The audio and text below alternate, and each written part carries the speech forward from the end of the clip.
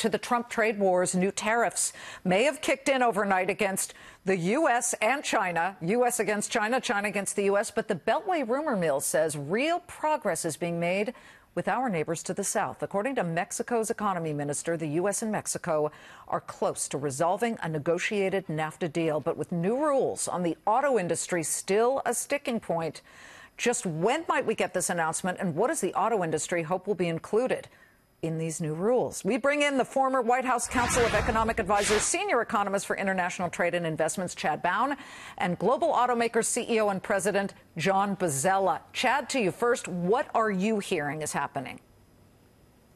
Well, we've been hearing for a number of days now that the Americans and Mexicans are close, at least in terms of what they've been working on, which are these new rules of origin for automobiles in the North American region. This was a key sticking point between those two partners. But I think we're going to really have to wait and see what the details are. I mean, we don't have a deal yet as far as we know. There hasn't been an announcement, right. And it's really going to depend on the nitty-gritty. The president, John, has tried to demonize, worked very hard to demonize cheaper Mexican labor, and any company here in the U.S. that does business in Mexico. How do you stand? You represent so many voices in the U.S. auto industry. What do you hope is in here? What must be in here? Yeah, you know, it's a great question. There are 14 car companies building cars and trucks here in the United States of America. And one of the big reasons for that is because we've had great success under NAFTA, the current NAFTA. Let's call it NAFTA 1.0. And what's happening is we're building more cars here in America today than we did before NAFTA. We're exporting more cars today than we did before NAFTA. We're employing more people. So this is NAFTA has been a great engine. What I'm concerned about is whether the NAFTA 2.0, that appears to be down to the short strokes, is really going to produce the same competitive benefits for the industry going forward. That's the real question. Well, what needs to be in it? Let me push you here, John.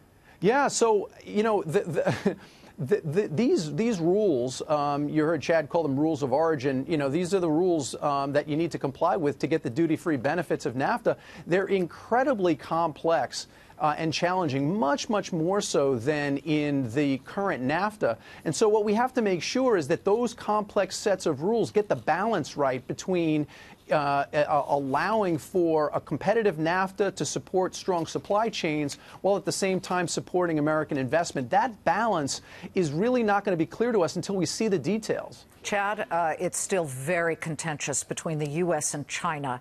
Of course, overnight, $16 billion. That would be on any Chinese goods coming into the U.S. That's what the U.S. has slapped 25% tariffs on.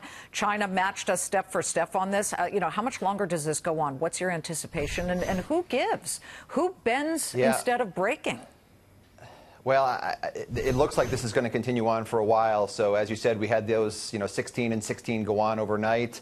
The Trump administration this week is holding hearings where they're considering, imposing another $200 billion worth of tariffs on China. You've got a lot of Americans that are complaining about that and arguing about how that's going to hit them right in the pocketbook of their consumers, American businesses that are going to find it, more difficult for them to compete. And it doesn't look like this is going to end anytime soon. The Chinese have said they'll retaliate with another $60 billion of their own.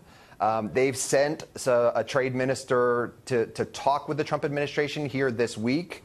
But, those are relatively low-level talks, and I fear that this is going to continue to get worse before it gets better. Yeah, all the hotels are sold out. You've got trade reps from every country coming to D.C. But, John, the president has gotten people's attention, and perhaps being a disruptor is super important to at least show you mean business, you've got to get your way. But tell me, as a business network, we are watching stocks.